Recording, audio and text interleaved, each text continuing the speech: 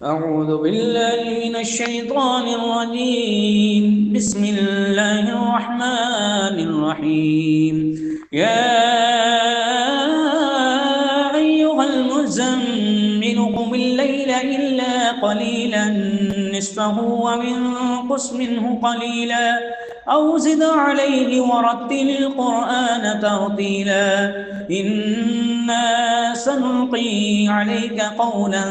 ثقيلا إن ناشية الليل هي أشد وطئا وأقوم قيلا إن لك في النهار سبحا طويلا واذكر اسم ربك وتبتل إليه تبتيلا رب المشرق والمغرب لا إله إلا هو فاتخذه وكيلا واصبر على ما يقولون واهجرهم هجرا جميلا وذرني والمكذبين أولي النعمة ومهلهم قليلا إن لدينا أنكالا وجحيما وطعاما ذا غصة وعذابا أليما يوم ترجف الأرض والجبال وكانت الجبال كثيبا مهيلا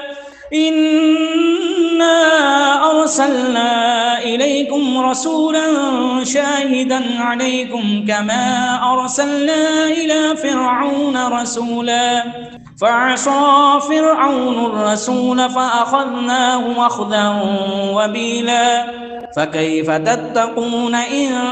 كفرتم يوما يجعل البلدان شيبا السماء منفطر به كان وعده